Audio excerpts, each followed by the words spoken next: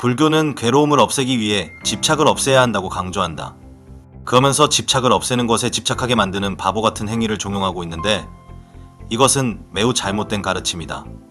애초에 석가는 괴로움을 없애기 위한 방법이 아닌 두카라는 단어로 존재의 한계 상황을 타개하기 위한 방법을 가르친 것이었는데, 두카라는 산스크리트어가 중국으로 전해질 때 괴로울고라는 단어로 잘못 번역해서 전해지면서 목적어가 완벽하게 오역이 되는 최악의 가르침을 만들어 내게 된 것이다. 그렇게 그 잘못된 번역을 다시 바로잡아 번역해보면 불교의 핵심 가르침인 사성제의 고진멸도는 이렇게 해석할 수 있다. 존재의 한계 상황은 집착에서 나오고 그 집착을 멸하여 원하는 바를 성취하라. 이렇게 해석이 된다면 지금까지 불교에 대한 모든 의문점은 한 번에 해소할 수 있다. 왜냐하면 불교의 가르침이 인간의 본질과 바로 맞닿게 되기 때문이다. 인간은 본능적으로 기쁨과 환희의 상태에 머물고 싶어한다. 허나 지금까지 알려진 불교의 가르침은 그러한 모든 것들이 다 고통이니 그것이 고통인 것을 알기 위해 삶에서 벗어나라라는 식으로 받아들여져 왔다. 사람들은 이해를 할 수가 없었을 것이다. 인생이 그 자체로 고통이라고? 태어남이 고통이라고? 그러면 내가 살면서 느끼는 기쁨은 도대체 뭐지? 그것도 고통인가? 그건 분명히 너무 좋은 느낌이었는데? 그것을 느끼면 곧바로 고통이 오기 때문에 고통이라고 하는 건가? 라고 말이다. 기쁨과 환희는 존재 본연의 상태이다. 그래서 화엄경에도 첫 번째 경지를 환희지라고 부르는 것이다. 인간은 본능적으로 기쁨과 환희의 상태를 경험하면 계속 그 상태에 머물고 싶어한다. 그리고 그건 너무나 당연한 것이다.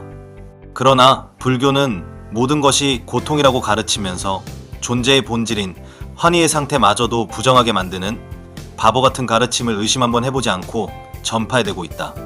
그래서 나는 지금부터 사성제와 팔정도를 올바르게 해석해서 풀이하는 영상을 시간이 될 때마다 만들어 올려볼까 한다. 그리고 오늘은 그 첫 번째 시간으로 집착을 하지 않을 수 있는 방법에 대해서 안내할 것이다. 인간이 집착을 하지 말아야 하는 이유는 간단하다. 완벽하게 가지기 위해서다.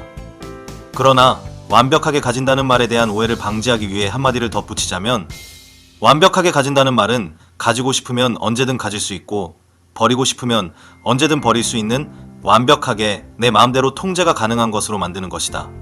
그리고 궁극적으로 모든 것이 당신의 마음대로 되는 삶을 만드는 것이 바로 인간으로서 당신이 할 수 있는 최고 멋진 일 중 하나일 것이다. 여기서 한 발자국 더 나아간다면 그 상태가 일시적인 상태가 아닌 영원히 지속되는 상태가 되는 것이라고 말할 수 있을 것이다.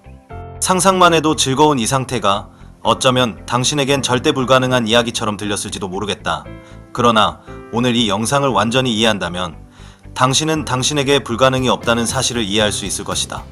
실제로 당신에게 불가능이란 없다. 왜냐하면 그것이 진짜 불가능한 일이었다면 당신은 그것을 생각조차 할 수 없었을 것이기 때문이다. 당신에게 일어난 생각은 모두 가능하기 때문에 일어난 자연스러운 생각이다. 그러나 당신에겐 그렇게 할 수 없는 수많은 이유가 있을 것이고 당신은 그것을 불가능이라 여기며 그 이상을 상상하기를 꺼려했을 것이다. 그러나 만약 당신이 그 불가능을 넘어서고 싶다면 당신은 당신을 둘러싼 사회를 이해하는 것과 당신 자신을 이해하는 것을 병행하면 답이 나온다. 그런데 보통 사람들은 자기 자신을 둘러싼 사회를 이해하라는 말을 했을 때 어디서부터 어떻게 이해를 해야 하는지 어려워한다. 그래서 내가 당신의 시행착오를 없애주기 위해 그 시작점을 알려주자면, 당신이 가장 먼저 이해해야 하는 당신을 둘러싼 사회는 바로 당신의 가족이다. 그 중에서도 당신은 당신의 엄마와 아빠를 먼저 이해하고 그 가운데에서 당신에게 부여된 부모의 기대라는 당신의 운명을 이해해야 한다.